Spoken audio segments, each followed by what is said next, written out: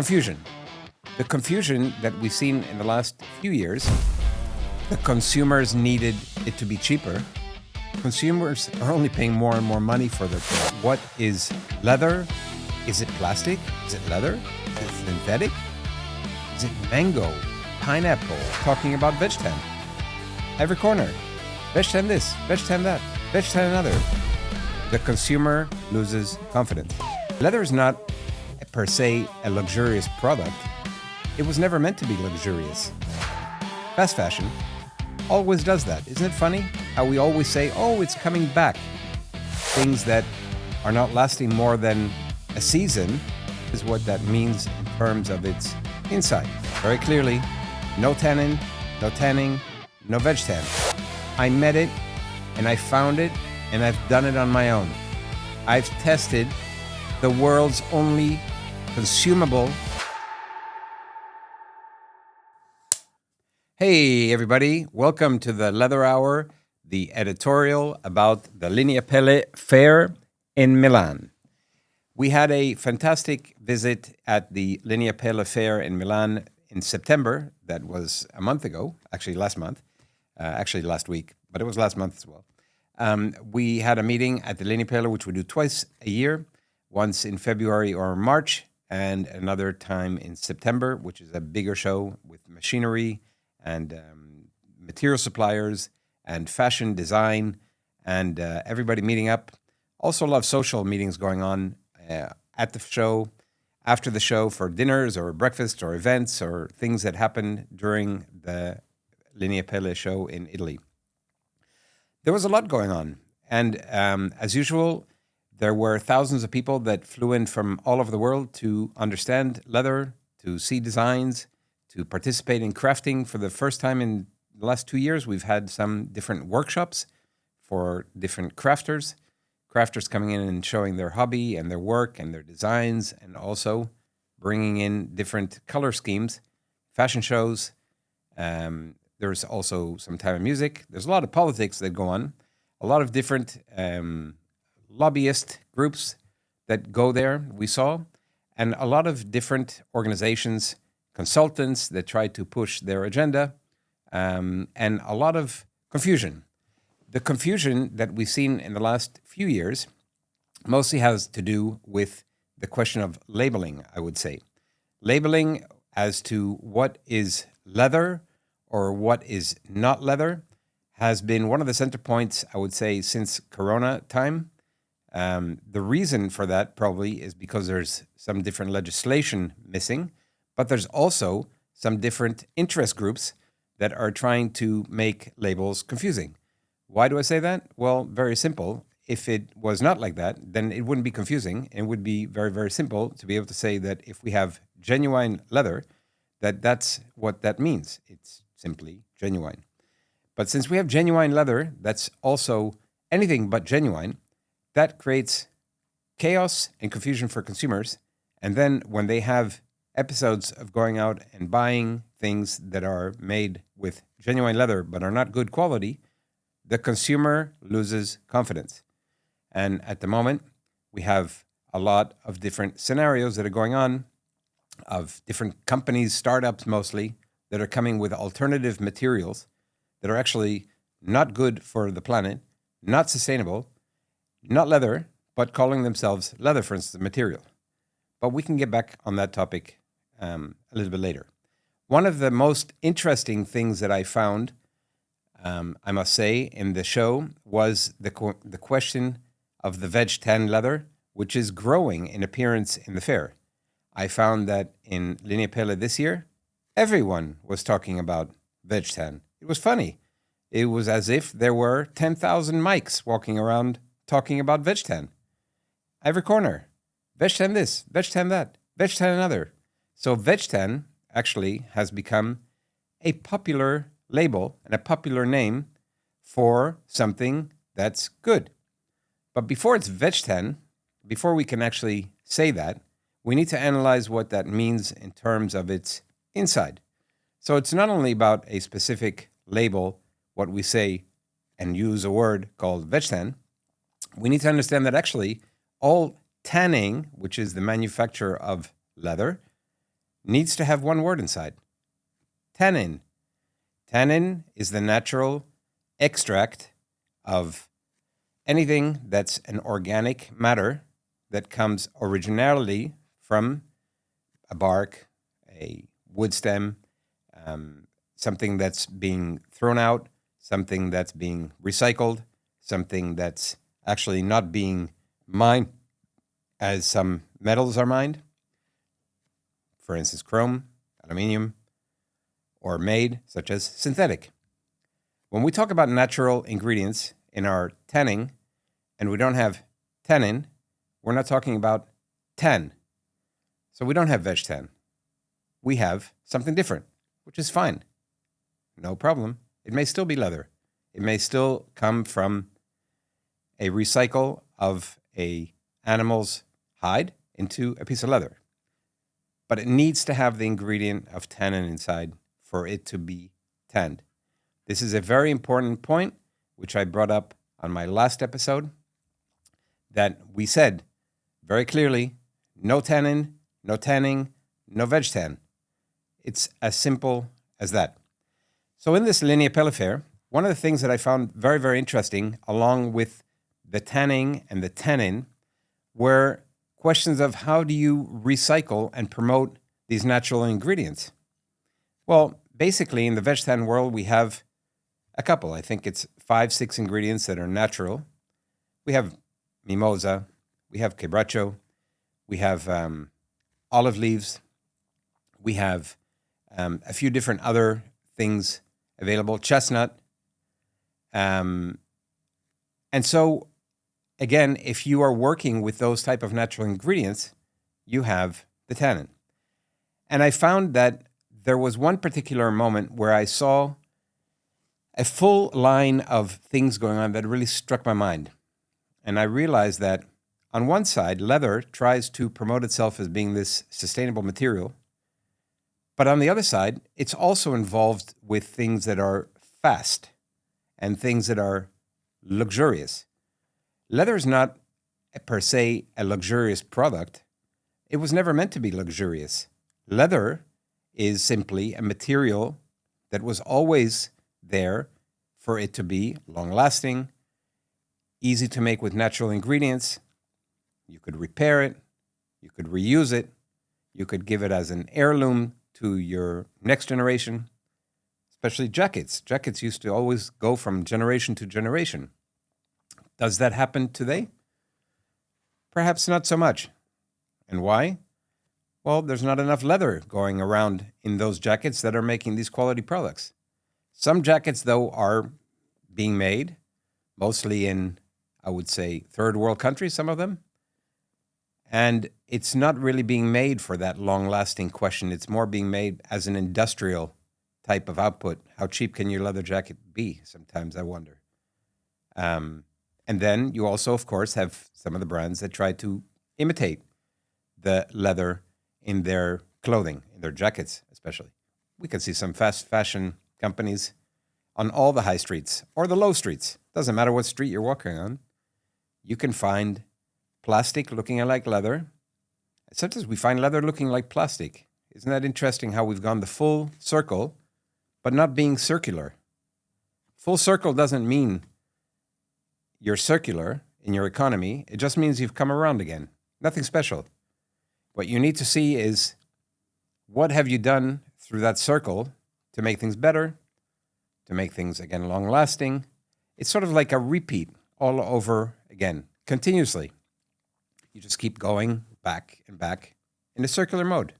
And things like fashion, fast fashion, always does that. Isn't it funny how we always say, oh, it's coming back? Leather is not about coming back or coming forth. It's going forward. It's always going forward by maintaining values that have been installed for, you can't say generations. Generations are 80 years, 60 years. Leather is thousands of years. So what have we done that we see things to be so slow or so fast in fashion? Well, probably things that are not lasting more than a season, right? Like we know in fast fashion, and that get dumped or get sold or resold, are things that are making an obstacle towards having things long. Because if you're continuously consuming things that are used for a short period, you maybe actually don't even look at the things that can be used for a long period because you don't even have the time to do that. But if we go back to the slow mode and we start to see what's inside of our products and our materials, we're going to find a surprise. We're going to find a camp on 3 levels. One is what we talk about here. The slow, looking inside the materials, being organic, being natural, being repairable. Doesn't mean it's perfect. Doesn't mean it doesn't have a show of the life, of the beauty of the material that it is, being organic and natural. It just means that it's something that's reused, and reused in a clean way. And then we have the sort of sustainable that falls within the sustainability talk, because leather doesn't need to speak about sustainability. If it's veg tan, there's no need. It's already sustainable since thousands of years. But when we have our new metal tan leathers, which has been around for now 80, 90 years, it has improved a lot of characteristics of the production, for sure. Standardizations have improved. Colors have improved. Time of making has considerably gone down, and it's become cheaper. But it hasn't become cheaper because the consumers needed it to be cheaper. Consumers are only paying more and more money for their products. They haven't paid anything cheaper.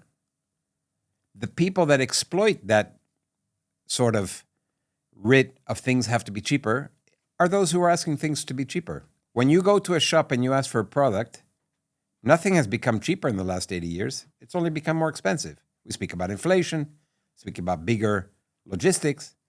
We speak about people that are into scaling, transferring their entire production and technology from one continent to the other because things have to be cheaper, right? We know that from the 80s, from the 90s, the transfer from the West to Asia was a phenomenal move to save 1 penny on the sports shoe, to save $5 on the garment, to save $30 on the bag. But what have we achieved actually at the end? We've achieved probably not a lot of things that are really sustainable. So actually, when we speak about sustainability, we need to speak about true sustainability. True sustainability means that we can look inside of the material that make our products and that make them clean. It's where in leather we should be speaking about perhaps a new term. A very simple term, but a new term, because as sustainability came in 5 years ago, clean leather is a term that we should be speaking today. And not all leathers are equal. Not all leathers are clean. And clean should mean a recycling and an upcycling of the ingredients that it's inside. Not just the material, how we look at it artificially inside a product. We have no idea as a consumer, is it plastic? Is it leather? Is it synthetic? Is it mango, pineapple, leather, hide? The consumers have no idea. Why? Because we've had, in the fast fashion, we've had a transfer from leather to plastic look, and now plastic to leather look. It's interesting. So when we start to look inside our materials and we start to see what is inside, and we can separate a leather that's tanned well, that's tanned clean, we can speak about that in a fantastic way. There's a couple of other things that I noticed in Lineapelle, is how the talk about leather through people that bring up the talk of leather, speak about leather in a very generic way, defend it in a very generic way. I appreciate everybody's passion and I appreciate everybody's perspective. And I think it's all wonderful that there's so many people who are speaking about leather today. 5 years ago, or 6, when we started here at the Leather Hour, there were none. There were no independent people that were speaking about leather. None. The people that started speaking about leather came on after the pandemic. And the topics that were generic about how leather is so fantastic, how leather should be taken off the landfills, how leather can be so versatile and it's so fantastic. It is. Of course, it's very important. We shouldn't have hides on the landfill. There's no need. We need to remove the hides off the landfill because if you have a quorum with hides being on the landfill, it's like the story of the cows and methane gas. Hides produce methane. So if you're going to be sustainable and your talk is sustainable and your planet talk is sustainable, be coherent and make sure that the hides are not on landfills. Creates methane gas. But when you take them off of the meat productions and you then put them into leather, check what's inside. What are the ingredients? How is the leather being made? Tanned. Tanning means you need tannins. To tan, it's the word tannins. Tannins are found also in wine. You like a good glass of wine and you don't understand how it's made? Look at the leather industry. It's made in wooden barrels. It was always made in wooden barrels or in pits with wooden chips inside. Doesn't that remind you of the wine industry and how fantastic it is to drink that and to test it? Today in leather, we are able also to drink our tanning agent. I met it and I found it and I've done it on my own. I've tested the world's only consumable tanning agent. And the moment that I tested that, about 3 years ago at the Lineapelle fair, you all saw my live when I did that with Mr. Thomas, it changed something in me. It changed my connection to tanning. I realized that as a leather industry, we were going the wrong way.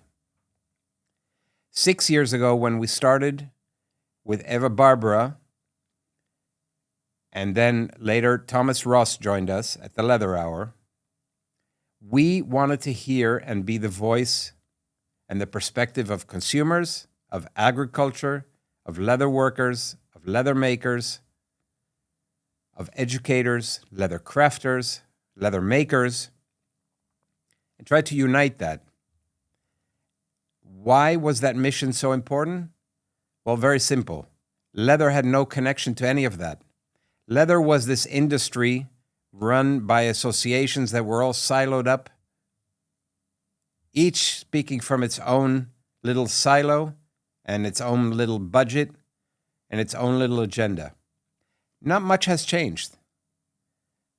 What has changed is that we're bringing out more the voice of the natural, the organic, the simple, the going back to tanning and leaving behind manufacturing as a concept.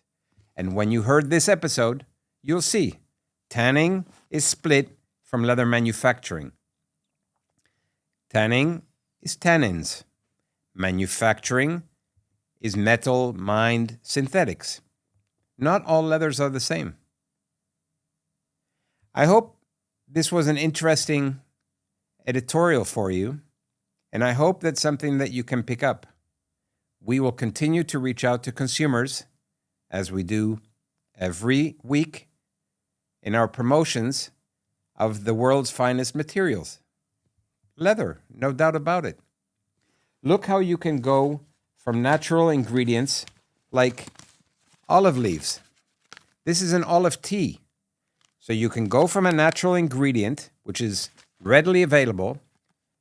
We have enough natural, organic, compounded materials available for 100% of leather industry worldwide.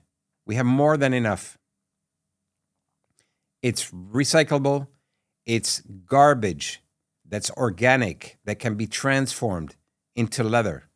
We don't need, in 2025, to be with metal, mined, aluminum, chrome, or synthetics in our materials.